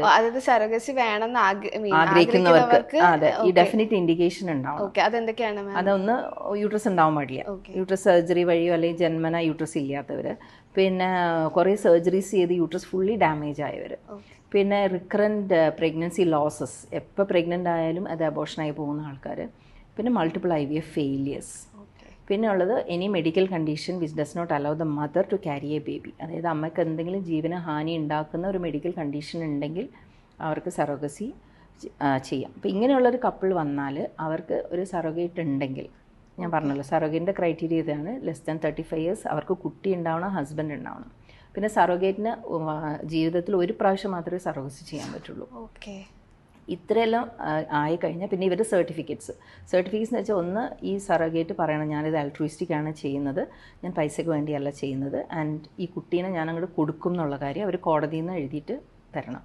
സെക്കൻഡ് ഈസ് ഈ പാരൻസ് ഇവർ എന്ത് കുഴപ്പമുണ്ടെങ്കിലും ഈ കൊച്ചിനെ എടുത്തോളാം എന്നുള്ളത്. ഇപ്പോൾ കുഴപ്പമുള്ള കുട്ടിയാണെങ്കിൽ പോലും ഞങ്ങളതിനെ എടുത്തോളാം എന്നുള്ളത്. പിന്നെ അവരുടെ കുറേ സർട്ടിഫിക്കറ്റ്സ്, അതിന് ബർത്ത് സർട്ടിഫിക്കറ്റ്, ആധാർ കാർഡ്, അങ്ങനത്തെ മാരേജ് സർട്ടിഫിക്കറ്റ്, അതെല്ലാം കൊണ്ട് ഇവർ DMOന് സബ്മിറ്റ് ചെയ്യണം. സബ്മിറ്റ് ചെയ്ത് കഴിഞ്ഞിട്ട് DMO അതെല്ലാം ഒന്ന് നോക്കും. DMO നോക്കി DMO കുഴപ്പമൊന്നുമില്ല, ഇനി അഡീഷണൽ സർട്ടിഫിക്കറ്റ് വേണമെങ്കിൽ അവരത് ചോദിക്കും. അത് കഴിഞ്ഞിട്ട് ഇപ്പോൾ കേരളത്തിലാണെങ്കിൽ DHSലേക്ക് പോകണം, ട്രിവാൻഡ്രത്ത് ഈ 2 കപ്പിളും പോകണം. അതായത് കമ്മീഷനിങ് കപ്പിളും ഈ സറോഗേറ്റ് കപ്പിളും. ഇവർ പോയിട്ട് അവിടെ ഒരു പാനൽ മെമ്പേഴ്സ് ഉണ്ട്. അതായത് അതിനകത്ത് ഡോക്ടേഴ്സ് ഉണ്ടാവും, അഡ്വക്കേറ്റ്സ് ഉണ്ടാവും, ഗവൺമെൻറ്റിൻ്റെ സൈഡിൽ നിന്നുള്ള ആൾക്കാരുണ്ടാവും. ഇവരെല്ലാം ഈ എല്ലാ പേപ്പേഴ്സും ചെക്ക് ചെയ്യും. ഇതൊരു ജെനുവിൻ കേസാണോ നോക്കും. ജെനുവിൻ എന്ന് വെച്ചാൽ ബേസിക്കലി ഇതാണ്, കറക്റ്റ് ഇൻഡിക്കേഷൻ ഉണ്ടോ, ഇതെല്ലാം ഈ നിയമത്തിന് കറക്റ്റായിട്ടാണ് ചെയ്യുന്നതെന്ന് നോക്കിയതിന് ശേഷം അവർക്കൊരു എലിജിബിലിറ്റി സർട്ടിഫിക്കറ്റ് കൊടുക്കും. അതായത് ഇവർ എലിജിബിൾ ഫോർ സറോഗസിയാണ്. അപ്പോൾ അത് അവർ ഞങ്ങൾക്ക് തന്നാൽ നമ്മൾ അവർക്ക് സറോഗസി ചെയ്ത് കൊടുക്കും. ആ രീതിയിൽ മാത്രമേ സറോഗസി ചെയ്യാൻ പറ്റുള്ളൂ. ഇതാണ് സറോഗസിയുടെ നമ്മൾ വിചാരിക്കുന്ന പോലെ അത്ര എളുപ്പമുള്ള ഒരു പരിപാടിയല്ല. ഡയറക്റ്റ് നേരെ ശരിക്കും പോയി കഴിഞ്ഞാൽ പ്രശ്നമില്ല, കുഴപ്പമില്ല മാം. അതുപോലെ ഇതിന്റെ ചെലവുകൾ കാര്യങ്ങളൊക്കെ അതാ ഞാൻ പറഞ്ഞു, ഇത് ആൾട്രൂയിസ്റ്റിക് ആണ്. ആൾട്രൂയിസ്റ്റിക് എന്ന് പറയുമ്പോൾ കമേഴ്ഷ്യൽ അല്ല. അപ്പോൾ ഈ സറോഗേറ്റിനോട് നമുക്കുള്ള ഒരു കമ്മിറ്റ്മെന്റ്, പിന്നെ അവരുടെ എല്ലാ ചെലവും ഇവർ ബെയർ ചെയ്യണം. ഫുൾ അതായത് എല്ലാ ട്രീറ്റ്മെൻറ്റ്, സ്കാനിങ്, മെഡിസിൻസ്, അവരുടെ ഇവിടുത്തെ സ്റ്റേ, പിന്നെ അവരുടെ ഫുഡ്, അവർക്ക് ഒരായന വേണമെങ്കിൽ അതെല്ലാം അവർ ചെയ്തു കൊടുക്കണം. പ്ലസ് അവർ പോകുമ്പോൾ യൂഷ്വലി ഒരു 5 to 6 lakhs കൊടുക്കും തോന്നുന്നു. അവർ തമ്മിൽ തന്നെ ഡീലിങ്, നമ്മൾ തമ്മിലല്ല. നമ്മളിത് ഇവർക്ക് ചെയ്തു കൊടുക്കുന്ന ഒരു സർവീസ് പ്രൊവൈഡർ മാത്രമാണ്, അല്ലാതെ ചെയ്യുന്നില്ല. Okay ma'am. അതുപോലെ ഇപ്പം നമ്മൾ IVFലേക്ക് തിരിച്ചു വന്നു കഴിഞ്ഞാൽ IVF ചെയ്യുമ്പോൾ ആൾക്കാർക്ക് കൂടുതൽ വേറൊരു കൺഫ്യൂഷൻ എന്ന് പറഞ്ഞാൽ ഇതിൻ്റെ ഭയങ്കര പൈസയുള്ള ഒരു പ്രൊസീജിയറാണ്, ഒത്തിരി രൂപയാവും. കാര്യം ഇപ്പോൾ സാധാരണക്കാർക്ക് അഫോർഡ് ചെയ്യാൻ പറ്റില്ല, ഇപ്പോൾ 1 തവണ 2 തവണ കൂടുതലൊന്നും അഫോർഡ് ചെയ്യാൻ പറ്റില്ല. എങ്ങനെയാണ് മാം ഇതിൻ്റെ ഒരു റേറ്റ് അല്ലെങ്കിൽ ഇതിൻ്റെ ഒരു പ്രൊസീജിയറിൻ്റെ ചെലവുകൾ എങ്ങനെയാണ് വരുന്നത്? IVF കുറച്ചൊരു എക്സ്പെൻസീവ് പ്രൊസീജിയർ ആണ്. കാരണം ഇത് IVF ഞാൻ പറഞ്ഞു ഒരു 10 ഇഞ്ചെക്ഷൻസ് ഉണ്ട്. ഈ 10 ഇഞ്ചെക്ഷൻ തന്നെ പലതരത്തിലുണ്ട്. നമ്മുടെ നാട്ടിലുണ്ടാക്കുന്ന മരുന്നുണ്ടാവും, ഇമ്പോർട്ടഡ് ആയിട്ടുണ്ടാവും. ഇപ്പോൾ നമ്മുടെ ഇന്ത്യൻ മെയ്ഡ് സാധനങ്ങളാണെങ്കിൽ അത്ര വില ഉണ്ടാവില്ല. പക്ഷേ ഇമ്പോർട്ടഡ് സാധനങ്ങൾ വാങ്ങുന്ന ചില ഇപ്പോൾ പുറത്തെ രാജ്യങ്ങളിലൊക്കെ അത് മാത്രമേ ഉപയോഗിക്കാൻ പറ്റില്ല. അപ്പോൾ അതിനൊക്കെയാണെങ്കിൽ നല്ല എക്സ്പെൻസീവാണ്. പിന്നെ വരുന്നത് നമ്മുടെ IVF ലാബിൻ്റെ ഒരു ഇതാണ്. IVF ലാബിൽ നമുക്കുള്ള എക്യുപ്മെൻറ്റ്സ് അനുസരിച്ചാണ് ഇതിൻ്റെ ചിലവ്. അപ്പോൾ IVF ലാബിലെ എക്യുപ്മെൻറ്റ്സ് അത്യാവശ്യം നല്ല എക്സ്പെൻസീവ് സാധനങ്ങളാണ്. ഇൻക്യുബേറ്റർ ഉണ്ടാവും, വർക്ക് സ്റ്റേഷൻ ഉണ്ടാവും, പിന്നെ ഇക്സി മെഷീൻ, ഇതെല്ലാം നല്ല എക്സ്പെൻസീവ് ആയിട്ടുള്ള സാധനങ്ങളാണ്. പിന്നെ അതിൻ്റെ മീഡിയ, ഇത് ഓരോ പ്രാവശ്യം ഇതിൻ്റെ ഒരു ക്വാളിറ്റി, ഇപ്പോൾ IVF ലാബിലുള്ള ഒരു ക്വാളിറ്റി, അതിൻ്റെ ഒരു എയർ ക്വാളിറ്റി മുതൽ ഒരു പൊടി ഉണ്ടാകാൻ പാടില്ല. നമ്മുടെ ശരീരത്തിൻ്റെ ഉള്ളിൽ എങ്ങനെയാണോ ഒരവസ്ഥയുള്ളത് അങ്ങനെ തന്നെയായിരിക്കണം IVF ലാബിൻ്റെ ഉള്ളിൽ. ഇപ്പോൾ ഒരു ടെമ്പറേച്ചർ ആയാലും pH ആയാലും ഹ്യൂമിഡിറ്റി ആയാലും ഈ ഡസ്റ്റ് പാർട്ടിക്കിൾസ് ആണെങ്കിലും എല്ലാം നമ്മുടെ ഉള്ളിൽ എങ്ങനെയുണ്ടോ അതേപോലത്തെ ഒരു എൻവയോൺമെൻറ്റ് നമ്മൾ കണ്ടിന്യൂസ്ലി മെയിൻറ്റെയിൻ ചെയ്താൽ മാത്രമേ ഈ എംബ്രിയോ അവിടെ വയബിളായിട്ട് റിമെയിൻ ചെയ്യുള്ളൂ. അപ്പോൾ എംബ്രിയോ വയബിളായിട്ട് ഇരുന്നാൽ മാത്രമേ നമുക്കൊരു റിസൾട്ട് വരുള്ളൂ. അപ്പോൾ ഇത് മെയിൻറ്റെയിൻ ചെയ്യാന്ന് പറഞ്ഞാൽ എളുപ്പമല്ല. അപ്പോൾ അതുകൊണ്ടാണ് IVF എക്സ്പെൻസീവ് ആവുന്നത്. ആ ഒരു നമ്മൾ ആ ലാബിൻ്റെ ക്വാളിറ്റി മെയിൻറ്റെയിൻ ചെയ്യുക, ഇതിൻ്റെ മെഡിസിൻസ് ഇതെല്ലാം കൂടെ കൊണ്ടാണ് ഇതൊരു എക്സ്പെൻസീവ് പ്രൊസീജിയർ ആവുന്നത്. പിന്നെ അതിൻ്റെ ഒരു സ്കില്ല്, എംബ്രിയോളജിസ്റ്റിൻ്റെ എമൗണ്ട് പേ ചെയ്യാനുണ്ടാവും. അപ്പോൾ ഇതെല്ലാം കൂടെ വരുമ്പോൾ അനസ്തെറ്റിസ്റ്റിൻ്റെ എമൗണ്ട് ഉണ്ട്. അപ്പോൾ ഇതെല്ലാം കൂടെ വരുമ്പോൾ എന്തായാലും ആവറേജ് കോസ്റ്റിംഗ് എത്ര തൊട്ട് ഏകദേശം ഒരു 1 to 1.5 lakhs ഏകദേശം, including medicine and freezing. Total നമ്മൾ തുടക്കം തൊട്ട് ഒരു സൈക്കിളിന് without any other accessory treatment, വേറെ ഒന്നുമില്ല. അത് ഇതിന് പിന്നെ ഞാൻ പറഞ്ഞല്ലോ, ഇത് സക്സസ് കൂട്ടാൻ വേണ്ടിയിട്ട് പല ട്രീറ്റ്മെന്റ്സ് നമുക്ക് ചെയ്യാം ഇതിന്റെ കൂടെ, ഇതിന്റെ ആഡ് ഓൺ ആയിട്ട്. അതെ, ആഡ് ഓൺസ് ആയിട്ട് വേറെ കുറേ ട്രീറ്റ്മെന്റ് ചെയ്യാം. അപ്പോൾ അതെന്തൊക്കെയാണ് മാം അത് ആഡ് ഓൺ ആയിട്ട് നമ്മൾ കൊടുക്കുന്ന ട്രീറ്റ്മെന്റ്സ്?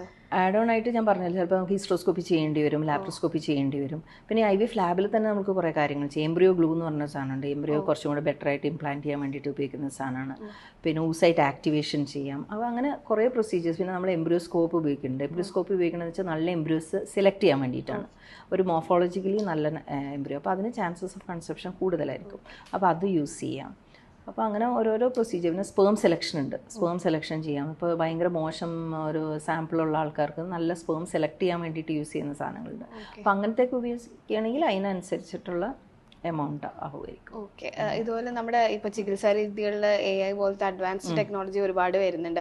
അപ്പം ആ പുതിയ ഈ നൂതനമായ കാര്യങ്ങൾ എത്രത്തോളം IVF ചികിത്സയെ ഹെൽപ്പ് ചെയ്യുന്നുണ്ടെന്നാണ് മാമിൻ്റെ ഒരു? നമ്മളുടെ ഇവിടെ ഇപ്പോൾ AI എംബ്രിയോസ്കോപ്പ് ആണുള്ളത്. എംബ്രിയോസ്കോപ്പ് എന്ന് വെച്ചാൽ ഒരു ഇൻക്യുബേറ്ററാണ്. ഇൻക്യുബേറ്റർ എന്ന് വെച്ചാൽ നമ്മൾ ഈ എഗ്ഗും സ്പേമും യോജിപ്പിച്ചിട്ട് ഉണ്ടാക്കുന്ന ഭ്രൂണം വെക്കുന്ന ഒരു സാധനമാണ് ഇൻക്യുബേറ്റർ. അപ്പോൾ ഈ ഇൻക്യുബേറ്ററിലെ ക്വാളിറ്റി അനുസരിച്ചിരിക്കും നമുക്ക് കിട്ടുന്ന എംബ്രിയോൻ്റെ ക്വാളിറ്റി. അപ്പോൾ ഒരു സ്റ്റേബിൾ ഒരു കൾച്ചർ എൻവയൺമെൻ്റ് ആണ് ഈ എംബ്രിയോസ്കോപ്പ് തരുന്നത്. അപ്പോൾ നമ്മളുടെ ഇവിടുത്തെ എംബ്രിയോസ്കോപ്പിൽ അത് AI അറ്റാച്ച്ഡ് ആണ്. അതായത് നമുക്ക് ഈ എംബ്രിയോസ് ഏത് എംബ്രിയോ നല്ലതെന്ന് മെഷീൻ തന്നെ നമുക്ക് പറഞ്ഞു തരും. അപ്പോൾ നമുക്ക് അതനുസരിച്ച് വെച്ച് കഴിഞ്ഞാൽ നമുക്ക് കുറച്ചും കൂടെ ബെറ്റർ സക്സസ് കിട്ടും. അതേപോലെ സ്പേം സെലക്ഷൻ ഉണ്ട്, എഗ് സെലക്ഷൻ, എല്ലാത്തിനും ഇപ്പോൾ AI വരുന്നതല്ലേ. ഇപ്പോൾ IVFലേക്ക് ശരിക്കും പറഞ്ഞാൽ AI ഒത്തിരി വരുന്നുണ്ട്, ഹെൽപ്പ് ചെയ്യും. RA വിറ്റ്നസിങ്, അതുപോലെ പ്രീ ഇംപ്ലാന്റേഷൻ, ജനറ്റിക് ടെസ്റ്റിംഗ്, ഇതൊക്കെ എന്താണ് മാം? ഇതിന് RA വിറ്റ്നസിംഗ് എന്ന് പറഞ്ഞാൽ ഒരു പുതിയ ടെക്നിക്കാണ് നമ്മുടെ ലാബിൽ ഇൻകോർപ്പറേറ്റ് ചെയ്ത്. പിന്നെ നമ്മൾക്ക് ഈ പേഷ്യൻസിന് എപ്പോഴും IVFനെ പറ്റിയുള്ളൊരു പേടി ഉണ്ടാവും. അതായത് ഒത്തിരി പേഷ്യൻസ് ഇവിടെ വരുന്നുണ്ട്, എല്ലാവരും സാമ്പിൾ കൊടുക്കുന്നുണ്ട്. ഇപ്പോൾ ഹസ്ബൻഡാണെങ്കിൽ ഒത്തിരി ആൾക്കാർ സാമ്പിൾ കൊടുക്കുന്നുണ്ട്, കുറേ പേഷ്യൻസിൻ്റെ എഗ്ഗ് വരുന്നുണ്ട്. അപ്പോൾ ഇത് തമ്മിലൊരു മിക്സപ്പ് വരുമെന്ന്. ഇപ്പോൾ എൻ്റെ എഗ്ഗ് എടുത്തിട്ട് വേറെ ആൾക്ക് വെക്കും, അല്ലെങ്കിൽ എൻ്റെ സ്പേം വേറെ ആൾക്ക് അറിയാതെയെങ്കിലും ഒരു മനുഷ്യനല്ലേ, നമുക്കൊരു തെറ്റ് പറ്റിപ്പോയാലോ എന്നൊരു പേടി എല്ലാവർക്കും ഉണ്ടാവില്ലേ. ഫസ്റ്റ് എല്ലാവരും IVF എന്ന് പറയുമ്പോൾ എല്ലാവരുടെ മനസ്സിലതാണ്, അയ്യോ വേറെ ആളുടെ കുട്ടിയായിരിക്കുമോ എന്നുള്ളത് അല്ലേ, എപ്പോഴും ഉണ്ടാവില്ല എല്ലാവർക്കും. ഇപ്പോൾ എസ്പെഷ്യലി വയസ്സായ ആൾക്കാരൊക്കെ ആദ്യം പറയുമല്ലോ, അയ്യോ ഇത് വേറെ ആളുടെ കുട്ടിയായിരിക്കും എന്ന് പറയും. അപ്പോൾ ഇതൊന്ന് പ്രിവെൻറ്റ് ചെയ്യാൻ വേണ്ടിയിട്ടാണ് ഈ RA വിറ്റ്നസിങ്. RA വിറ്റ്നസിങ് എന്ന് പറയുമ്പോൾ നമ്മൾ ഈ ബാർകോഡ് ചെയ്ത് പോവില്ലേ, നമ്മൾ ബാക്കി സ്ഥലത്തുള്ള ബാർകോഡ് ചെയ്ത് പോകുന്നത് കേട്ടിട്ടില്ലേ, അതേപോലെ തന്നെ നിങ്ങൾ സാമ്പിൾ കൊടുക്കുമ്പോൾ ബാർകോഡ് ചെയ്യും. അതേപോലെ എക്സാമ്പിളിൽ ബാർകോഡ് ചെയ്യും. അപ്പോൾ ഇത് ഫുൾ ഈ സൈക്കിൾ, അതായത് എഗ്ഗ് എടുത്തു, സ്പേം എടുത്തു, എംബ്രിയോ ആയി, അത് ഇൻക്യുബേറ്ററിൽ വെച്ചു, അത് കഴിഞ്ഞ് എംബ്രിയോ ഫ്രീസ് ചെയ്യുമ്പോൾ എപ്പോഴും ഈ ബാർകോഡ് വെച്ചിട്ട് തന്നെ പോകുള്ളൂ. എവിടെയെങ്കിലും ഒരു മിസ്മാച്ച് വന്നു കഴിഞ്ഞാൽ അലാം അടിക്കും. അതാണ് RA വിറ്റ്നസിംഗ് എന്ന് പറഞ്ഞാൽ. അപ്പോൾ അതായത് കണ്ടിന്യൂസ്ലി അത് ബാർകോഡ് ചെയ്തിട്ട് പോകുന്നതിന് ഒരു പ്രൊസീജിയർ ടു പ്രിവെന്റ് മിസ്മാച്ച്, അതിന് വേണ്ടിയിട്ടുള്ളൊരു അതാണ് RA വിറ്റ്നസിംഗ്. പ്രീ ഇംപ്ലാന്റേഷൻ, അതുപോലെ genetic test. Pre implantation genetic test എന്ന് വെച്ചാൽ നമ്മൾ testing the embryos, embryo test ചെയ്തിട്ട്, ഞാൻ നേരത്തെ പറഞ്ഞില്ല യൂപ്ലോയിഡ് എംബ്രിയോസ് ഏതാണ്, ജനറ്റിക്കലി നോർമൽ എംബ്രിയോസ് ഏതാണെന്ന് കണ്ടുപിടിക്കാൻ വേണ്ടിയിട്ടുള്ള ഒരു ടെസ്റ്റാണ് പ്രീ ഇംപ്ലാന്റേഷൻ ജനറ്റിക് ടെസ്റ്റിംഗ്. അപ്പോൾ അത് യൂഷ്വലി യൂസ് ചെയ്യുന്ന ഈ പാരൻസ് ആർക്കെങ്കിലും ഒരു ജനറ്റിക് പ്രോബ്ലം ഉണ്ടെങ്കിൽ, ഇപ്പോൾ അവരുടെ കുട്ടികൾ ഉണ്ടാവണം, എല്ലാവരും കുഴപ്പമുള്ള കുട്ടികൾ വന്നുകൊണ്ടേയിരിക്കുകയാണ്. ഇപ്പോൾ ഫസ്റ്റ് കുട്ടിക്ക് കുഴപ്പമുണ്ട്, സെക്കൻഡ് കുട്ടിക്ക് കുഴപ്പമുണ്ട്, എസ്പെഷ്യലി സ്പൈനൽ മസ്കുലർ അട്രോഫി എന്ന് പറഞ്ഞൊരു സംഭവം കിട്ടില്ലേ, അതിനകത്ത് എല്ലാ കുട്ടികൾക്കും അത് വരാം അല്ലേ. അപ്പോൾ ഈ ക്രൗഡ് ഫണ്ടിങ് എല്ലാം ചെയ്യുന്നതല്ലേ. അപ്പോൾ അത് പാരൻസിന് ആർക്കെങ്കിലും അതിൻ്റെ ഒരു ഇതുണ്ടാവും, ഒരു കുഴപ്പമുണ്ടാവും. അപ്പോൾ അത് രണ്ടാളുടെയും കൂടെ കൂടുമ്പോഴത്തേക്ക് ഈ കൊച്ചിന് അസുഖം വരും. അപ്പോൾ അങ്ങനെ വരുമ്പോൾ നമ്മൾ എന്താ ചെയ്യണമെന്ന് വെച്ചിട്ടുണ്ടെങ്കിൽ, ഇങ്ങനെ അസുഖമുള്ള പാരൻസിന് ഒരു 50% ചാൻസാണ് അബ്നോർമൽ കുട്ടി ഉണ്ടാകാനായിട്ട്. അപ്പോൾ ഏത് കുട്ടിയാണ് അബ്നോർമൽ, ഏത് കുട്ടിയാണ് അബ്നോർമൽ അല്ല എന്ന് നമുക്ക് പറയാൻ പറ്റില്ല. അപ്പോൾ അതിനായിട്ട് നമ്മൾ എന്താ ചെയ്യുക, അവരുടെ എംബ്രിയോസ് എടുത്തിട്ട് അത് ടെസ്റ്റ് ചെയ്ത് നോക്കും. അതാണ് ജനറ്റിക് ടെസ്റ്റിംഗ്, അതായത് പ്രീ ഇംപ്ലാന്റേഷൻ ജനറ്റിക് ടെസ്റ്റിംഗ് എന്ന് പറയും. എന്നിട്ട് ഈ നോർമൽ ആയിട്ടുള്ള എംബ്രിയോ ആയിരിക്കും നമ്മൾ തിരിച്ചു വെക്കുന്നത്. അതേപോലെ തന്നെ കുറച്ച് ഏജ് ഉള്ള പാരൻസ് ഉണ്ടാവില്ലേ, ഞാൻ പറഞ്ഞ 40-42 ഇയേഴ്സ് ഉള്ളവർക്ക്, ഇപ്പോൾ സ്വന്തം കുട്ടി തന്നെ വേണമെന്നുള്ളവർക്ക് നമ്മൾ എംബ്രിയോസ് എടുത്തിട്ട് അവർക്കും ഇതുപോലെ അന്യൂപ്ലോയിഡ് എംബ്രിയോസ് ഉണ്ടാവാനുള്ള സാധ്യത കൂടുതലാണ്. അപ്പോൾ അവർക്ക് നമ്മൾ നല്ല എംബ്രിയോ സെലക്ട് ചെയ്യാൻ വേണ്ടിയിട്ട് ഈ പ്രീ ഇംപ്ലാന്റേഷൻ ജനറ്റിക് ടെസ്റ്റിംഗ് ചെയ്യും.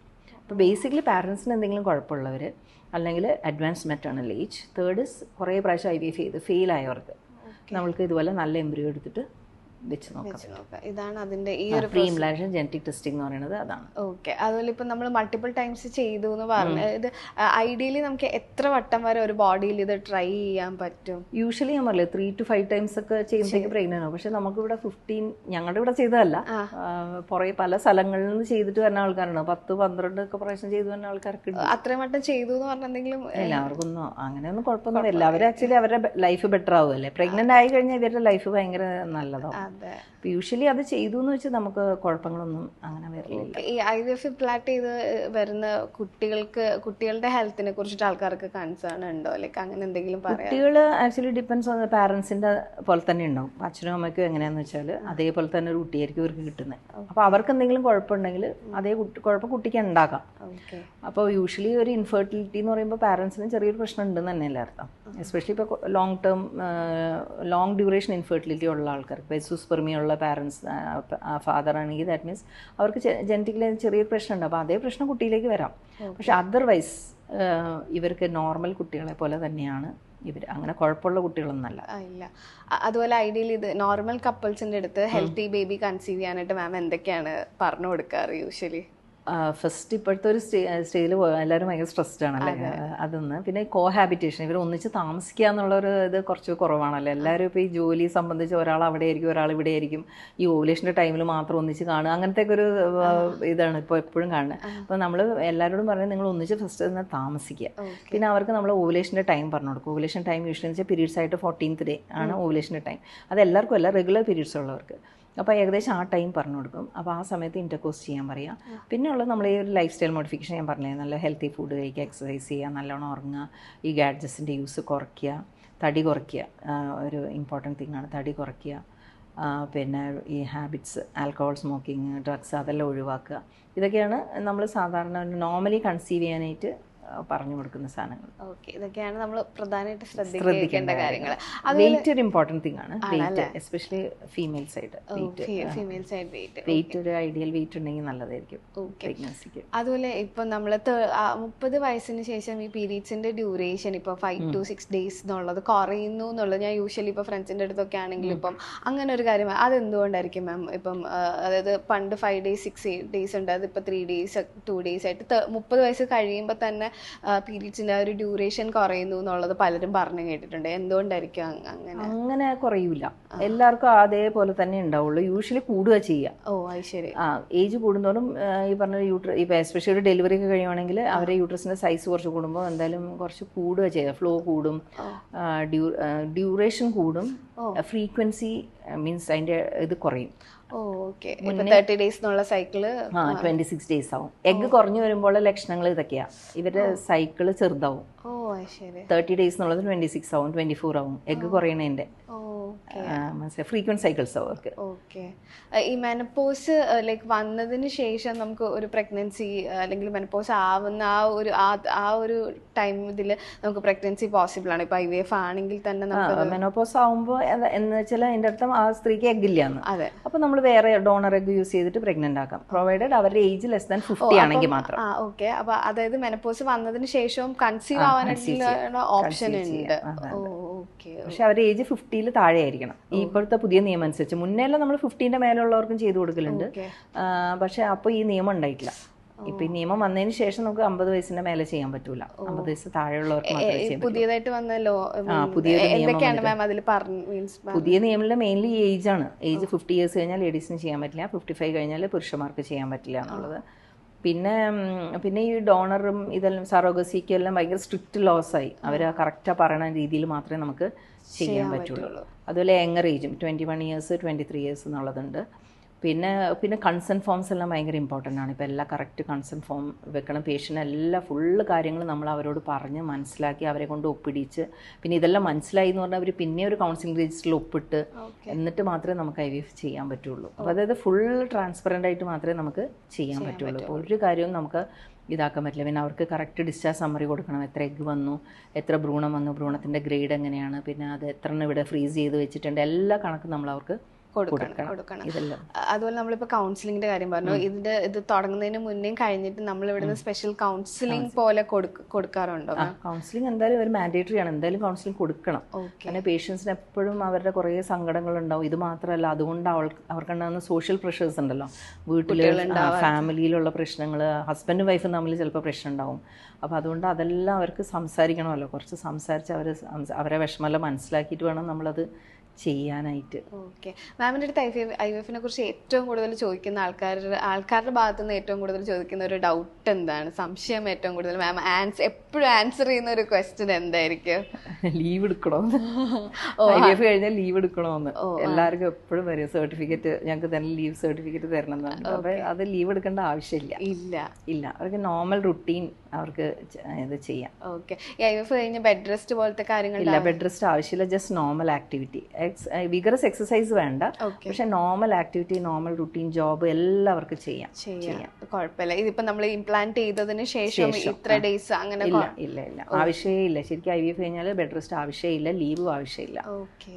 അപ്പം റെസ്റ്റ് വേണ്ട, ലീവ് എടുക്കേണ്ട ആവശ്യമില്ല. മാം യൂഷ്വലി ഇപ്പൊ IVF ചെയ്ത് കഴിയുമ്പോൾ എന്തെങ്കിലും സൈഡ് എഫക്ട്സ് ഉണ്ടാവാറുണ്ടോ എന്നുള്ളത് ആൾക്കാർക്ക് ഒരു യൂഷ്വൽ ഡൗട്ടാണെന്ന് എനിക്ക് തോന്നുന്നത്. എന്തെങ്കിലും ഇതിന് സൈഡ് എഫക്ട്സ് ഉണ്ടോ? അങ്ങനെ IVF-നെ കൊണ്ട് സൈഡ് എഫക്റ്റ് എന്ന് പറഞ്ഞാൽ പണ്ടത്തെ കാലത്ത് ഹൈപ്പർ സ്റ്റിമുലേഷൻ എന്ന് പറഞ്ഞൊരു കണ്ടീഷൻ ഉണ്ടായിരുന്നു. അതായത് IVF-ന് ഇഞ്ചക്ഷൻ കൊടുത്ത് ഒത്തിരി എഗ്ഗ് വന്ന് പേഷ്യൻ്റ് വയറെല്ലാം വീർത്ത് ഛർദ്ദിച്ചിട്ട് എല്ലാം ഹോസ്പിറ്റലിൽ അഡ്മിഷൻ വേണ്ടി വരുന്ന സിറ്റുവേഷൻ ഉണ്ടായിരുന്നു. പക്ഷേ ഇപ്പോൾ അതില്ല. ഇപ്പോൾ മീൻസ് ഒരു 10-12 വർഷമായിട്ട് അങ്ങനത്തെ ഒരു സിറ്റുവേഷൻ ഇല്ല. കാരണം നമുക്ക് അതിനനുസരിച്ചുള്ള ഇഞ്ചക്ഷൻസ് ഉണ്ട് അത് പ്രിവെൻറ്റ് ചെയ്യാനുള്ളത്. അപ്പോൾ അതുകൊണ്ട് ഹൈപ്പർ സ്റ്റിമുലേഷൻ എന്ന് പറഞ്ഞാൽ IVF-ൻ്റെ ഒരേ ഒരു സൈഡ് എഫക്റ്റ്. അതിപ്പോൾ പക്ഷേ ഇല്ല, ഇപ്പോഴത്തെ ഒരു സിറ്റുവേഷനിലില്ല.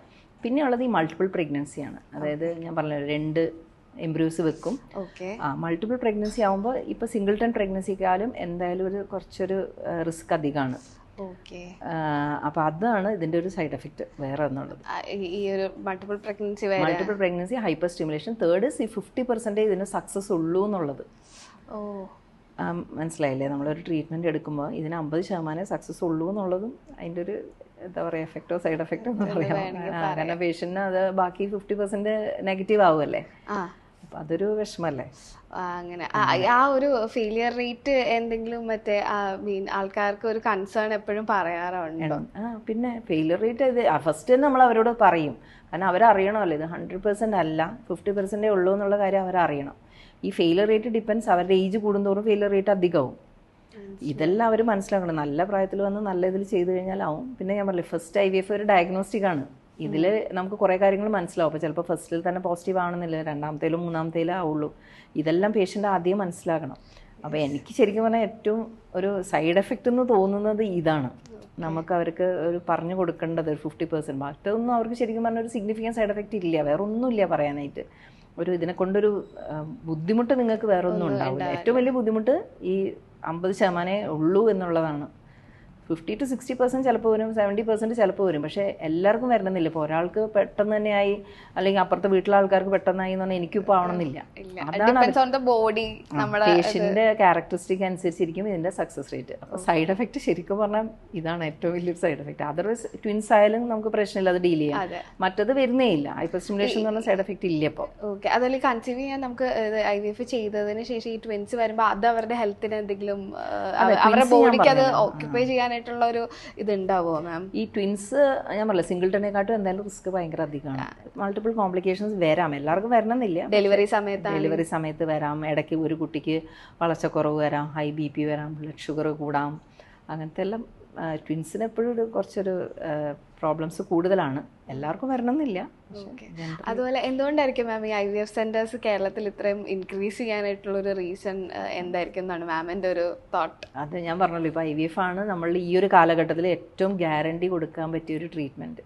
വേറെ ഏത് ട്രീറ്റ്മെൻറ്റിനെക്കാട്ടും നമുക്ക് ഏറ്റവും അധികം ഗ്യാരണ്ടി കൊടുക്കാൻ പറ്റുന്ന ഒരു ട്രീറ്റ്മെൻറ്റ്. പിന്നെ ഇപ്പോഴത്തെ പുതിയ ടെക്നിക്സ് വെച്ച് ഇതിൻ്റെ റിസൾട്ട് ഭയങ്കര അധികമാവുമല്ലേ. 50 to 60 to 70% ഒക്കെ വരുന്ന മാസങ്ങളുണ്ട് നമുക്ക്. അപ്പോൾ അങ്ങനെ വരുമ്പോൾ പേഷ്യൻസ് വിചാരിക്കുന്നത് എല്ലാവരും പോസിറ്റീവ് ആവുണ്ടല്ലോ, പിന്നെ ഞങ്ങൾക്ക് ചെയ്തുകൂടെ. അപ്പോൾ അങ്ങനെ വരുമ്പോൾ മാർക്കറ്റ് കൂടിയില്ലേ. ഓക്കെ. അതിന് വേറൊരു സാധനം കൂടി ഇല്ലേ മാം? ഇപ്പൊ നമ്മൾ നോർമലി പണ്ടുള്ള പോലെ ഇപ്പൊ പണ്ട് ഇത്ര IVF സെന്റേഴ്സ് വരാത്തത്, പണ്ട് കുറച്ചുകൂടി നോർമലി നമുക്ക് കൺസീവ് ചെയ്യാനുള്ള ഓപ്ഷൻസ്. അപ്പം ആൾക്കാരുടെ ഈ പുതുതലമുറയുടെ ഈ ഒരു ലൈഫ് സ്റ്റൈൽ ചേഞ്ച്, അവർ ഇങ്ങനെ IVF സെന്റേഴ്സിലേക്ക് ഡിപ്പെൻഡ് ചെയ്യേണ്ടി വരുന്നത് അവരുടെ ലൈഫ് സ്റ്റൈലും ജീവിത രീതിയും കൊണ്ടാണോ? പിന്നെ അവര് മുന്നേ ചെറിയ വയസ്സ് കല്യാണം കഴിക്കില്ലേ, 18-19 വയസ്സ് കല്യാണം കഴിക്കുന്നു. ഇപ്പൊ എപ്പോഴും കല്യാണം കഴിക്കണേ? ഇപ്പൊ 30 ഒക്കെ ആയല്ലേ, നോർമൽ ഏജ് എന്ന് പറഞ്ഞാൽ 30 ആയി. അപ്പോഴത്തേക്ക് ഇവരുടെ എഗ്ഗ് കുറഞ്ഞു, ഇവരുടെ ഫെർട്ടിലിറ്റി കുറഞ്ഞു, പിന്നെ സമയമില്ല, ഇവരുടെ കരിയറിൻ്റെ പ്രശ്നങ്ങൾ, കരിയറിൽ സെറ്റിൽ ആവാനുള്ള പ്രശ്നങ്ങൾ, അപ്പോഴത്തേക്ക് ഏജ് കുറഞ്ഞു, ഇവർക്ക് ടൈമില്ല, ഒന്നിച്ച് സമയമില്ല. പിന്നെ ഈ ഫാസ്റ്റ് ഫുഡ് എല്ലാവർക്കും നല്ല എന്താ പറയുക ബോഡി വെയിറ്റ് എല്ലാം ഉണ്ടാവും. അങ്ങനെ പിന്നെ ഹാബിറ്റ്സ് ഇതെല്ലാം കൂടെ വരുമ്പോൾ ജനറൽ സീൻ കുറച്ച് എതിരാണ് കൺസെപ്ഷന്. അപ്പോൾ അങ്ങനെ വരുമ്പോൾ IVF സെന്റേഴ്സിലേക്ക് കൂടുതൽ ഡിപ്പെൻഡ് ചെയ്യേണ്ടി വരും. ഒരു നോർമൽ കൺസീവിങ്ങിന്റെ ഒരു ചാൻസസ് റേറ്റ്സ് കുറയുന്നു എന്നുള്ളത് അല്ലേ? നമ്മൾ ഓൾമോസ്റ്റ് എല്ലാ കാര്യങ്ങളും പറഞ്ഞു. എന്തെങ്കിലും മാമിന് ലാസ്റ്റ് ആയിട്ട് നമ്മുടെ ഇത് കേട്ടോണ്ടിരിക്കുന്നവരോട് പറയാനുണ്ടോ, ലൈക്ക് IVF റിലേറ്റ് ചെയ്തിട്ട് എന്തെങ്കിലും മാമിന്? ഒരു കുട്ടി ആവണമെന്നുണ്ടെങ്കിൽ നമ്മളിപ്പോൾ സാധാരണ രീതിയിൽ ട്രൈ ചെയ്തു, ആയിട്ടില്ല, സാധാരണ ട്രീറ്റ്മെൻറ്റ്സ് ഒക്കെ ചെയ്തു, എന്നിട്ട് ആയിട്ടില്ല, നമുക്ക് ആവുന്നില്ല എന്ന് ശരിക്കും ഒരു കപ്പിളിന് തന്നെ തോന്നുന്നു, അല്ലെങ്കിൽ അവിടുത്തെ ഡോക്ടർ ഒന്ന് പറഞ്ഞു കൊടുക്കുവാണെങ്കിൽ എത്രയും ഏർലി IVFന് വരുന്നത് നല്ലത്. ഓക്കെ. അവിടെ ഒരു ഒറ്റ ഡൗട്ട് ചോദിച്ചോട്ടെ മാം? ഇപ്പൊ നമ്മൾ നോർമലി ഇത് ചെയ്യുന്നു, ട്രൈ ചെയ്യുന്നു, നടക്കുന്നില്ല, അതിന് മാം ഇപ്പൊ കുറച്ച് ട്രീറ്റ്മെന്റ്സ് പറഞ്ഞത്. അപ്പൊ IVFന് മുന്നേ ചെയ്യുന്ന ട്രീറ്റ്മെന്റ്സ് എന്തൊക്കെയാണ്, ചെയ്ത് നോക്കുന്ന കാര്യങ്ങൾ എന്തൊക്കെയാണ്? യൂഷ്വലി ഇപ്പോൾ ഒരു 2 years അല്ലെങ്കിൽ ഒരു 1 year ഒന്നിച്ച് താമസിച്ചു, പ്രഗ്നന്റ് ആയിട്ടില്ല, അങ്ങനെ വരുമ്പോൾ എന്തായാലും ഡോക്ടറെ കാണിക്കുക. കുട്ടി വേണമെന്നുണ്ടെങ്കിൽ ഡോക്ടറെ കാണിക്കുക. അപ്പോൾ ഡോക്ടർ യൂഷ്വലി അവരുടെ ഹസ്ബൻഡ് സെമൻ ടെസ്റ്റ് ആക്കും, പിന്നെ വൈഫിൻ്റെ സ്കാൻ ചെയ്തിട്ട് അവരുടെ യൂട്രസ് ഓവറീസ് നോർമൽ ഉണ്ടോ നോക്കും, അവരുടെ ഹോർമോൺ ടെസ്റ്റൊക്കെ ചെയ്യും. ഇത് കഴിഞ്ഞിട്ട് ഇവർ നോർമലി ഓവുലേറ്റിംഗ് ആണ്, നോർമലി അണ്ടോൽപാദനം ഉണ്ടാവുന്ന ആൾക്കാരാണെങ്കിൽ അവർക്ക് കറക്റ്റ് ടൈം പറഞ്ഞു കൊടുക്കുക എപ്പോൾ ഇൻ്റർകോഴ്സ് ചെയ്യേണ്ടത്. അതിന് ടൈംഡ് ഇൻ്റർകോഴ്സ് എന്ന് പറയും. അപ്പോൾ അത് വെച്ച് അവർക്ക് 1-2 മാസം ചെയ്യാം. പിന്നെ ഇവരുടെ ഫാലോപ്പിൻ ട്യൂബ്സ് ക്ലിയർ ഉണ്ടോ അല്ലെങ്കിൽ പേറ്റൻ്റ് ആണോ എന്ന് നോക്കുന്ന ടെസ്റ്റ് ഉണ്ട്. അപ്പോൾ അത് ചെയ്യുക. അത് കഴിഞ്ഞിട്ട് അവർക്ക് കറക്റ്റ് ടൈം പറഞ്ഞു കൊടുക്കുക എപ്പോഴും ഇൻ്റർകോഴ്സ് ചെയ്യേണ്ടതെന്ന്. അതിൽ കുറേ ആൾ പ്രഗ്നൻ്റ് ആവും. ഇത് ആയിട്ടില്ലെങ്കിൽ നമ്മൾ പിന്നെ IUI എന്ന് പറഞ്ഞൊരു ട്രീറ്റ്മെൻറ്റ് ഉണ്ട്. IUI എന്ന് പറഞ്ഞാൽ ഈ ഓവുലേഷൻ്റെ ടൈമിൽ ഹസ്ബൻഡിൻ്റെ സ്പേം എടുത്തിട്ട് അതിനകത്ത് മോട്ടൈൽ സ്പേംസ്, ചലനശേഷി കൂടുതലുള്ള ബീജം എടുത്തിട്ട് ഗർഭപാത്രത്തിൻ്റെ ഉള്ളിൽ നിക്ഷേപിക്കുന്ന ഒരു ചികിത്സയാണ് IUI എന്ന് പറഞ്ഞാൽ. അതിന് സക്സസ് റേറ്റ് അത്ര തന്നെ, ഒരു 10-20% ഒക്കെ ഉള്ളൂ സക്സസ്. പക്ഷേ അതിൽ പ്രഗ്നൻ്റ് ആവുന്ന ഒത്തിരി ആൾക്കാരുണ്ട്. അത് മാക്സിമം നമുക്കൊരു 3 or 4 times ചെയ്യാം.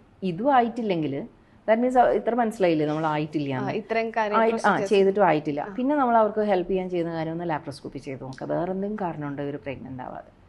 അപ്പോൾ അതും ചെയ്തിട്ട് പിന്നെ നമുക്ക് വേണമെങ്കിൽ ഒരു 6 months നോക്കാം. ഇത്രയൊക്കെ ചെയ്തിട്ട് പ്രഗ്നൻ്റ് ആയിട്ടില്ല, വേറെ ഒരു കോസും ഇല്ലെങ്കിൽ IVFന് പോകുന്നതാണ് നല്ലത്. അതല്ല, നിങ്ങൾക്ക് ആദ്യത്തെ ട്രീറ്റ്മെൻറ്റ് മീൻസ് ചെക്കപ്പിൽ തന്നെ മനസ്സിലാണ് ഇവരുടെ സ്പേം കൗണ്ട് വളരെ കുറവുണ്ട്, എഗ്ഗ് വളരെ കുറവുണ്ട്, അല്ലെങ്കിൽ ട്യൂബ് ബ്ലോക്ക് ഉണ്ടെന്നൊക്കെ കാണുവാണെങ്കിൽ അധികം വെച്ച് താമസിപ്പിക്കാതെ IVFന് പോകുന്നതായിരിക്കും നല്ലത്. ഐഡിയലി നല്ല പ്രായത്തിൽ തന്നെ ചെയ്യാം. അതുപോലെ എൻഡോമെട്രിയോസ് ഉള്ള അസുഖത്തിന് ഏർലി നിങ്ങൾ IVF ചെയ്യുന്നതല്ല. ഞാൻ പറഞ്ഞു IVF ചെയ്ത എൻഡോമെട്രിയോസ് എന്ന് പറഞ്ഞ അസുഖം ഓൾമോസ്റ്റ് ഭേദമായി നിങ്ങൾക്ക് അടുത്ത കുട്ടികൾ സ്വന്തമായിട്ട് ഉണ്ടാവാൻ പറ്റും.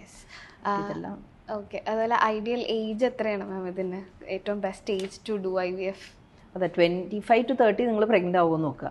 ആയിട്ടില്ലെങ്കിൽ 30 to 35 വരിക, നല്ല ഏജ്. കാരണം 35 years കഴിഞ്ഞാൽ IVF കുറച്ച് ഡിഫിക്കൽട്ട് ആവും.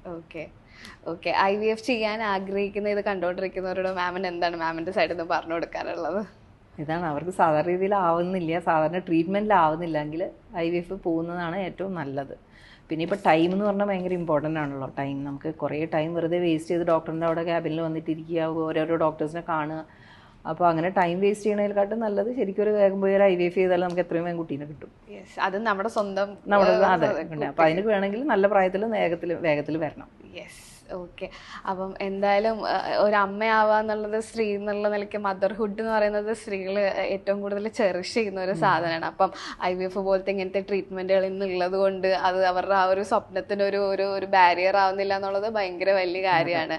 ആൻഡ് എനിക്ക് തോന്നുന്നു ഈ ഒരു വീഡിയോ നമ്മൾ ഈ സംസാരിച്ച കാര്യങ്ങൾ ഒരുപാട് സ്ത്രീകൾക്ക് ഒരുപാട് ഉപകാരപ്രദമാവും. IVFന് ഒരിക്കലും ഭയക്കേണ്ട ഒരു സാധനമല്ല, പെയിൻലെസ് ആണ്, അല്ലെങ്കിൽ നിങ്ങൾ റെസ്റ്റ് എടുക്കുക, നിങ്ങൾക്ക് ഒരുപാട് ഭയങ്കര സമയമോ ഒന്നും വേണ്ട ഒരു സാധനമാണ്. പ്ലസ് നിങ്ങൾക്ക് ഒരു ഹെൽത്തി ബേബിനെ, നിങ്ങളുടെ സ്വന്തം കുട്ടീനെ കിട്ടുന്ന ഒരു പ്രൊസീജിയറാണ്. അപ്പം ഇത് കണ്ടോണ്ടിരിക്കുന്നവരോട് നമുക്കും പറയാനുള്ളത്, നിങ്ങളുടെ മദർഹുഡ് ഫുൾഫിൽ ചെയ്യാൻ this is the best option അല്ലേ? അപ്പം എന്തായാലും ഒരുപാട് സന്തോഷം മാം IVFനെ കുറിച്ച് ഇത്രയും കാര്യങ്ങൾ പറഞ്ഞു തന്നതിന്. Thank you so much. Courier കൺസേൺസിൽ വന്ന് നമ്മുടെ അടുത്ത് ഇത്രയും കാര്യം ഷെയർ ചെയ്തതിന് ഒരുപാട് സന്തോഷം. Thank U.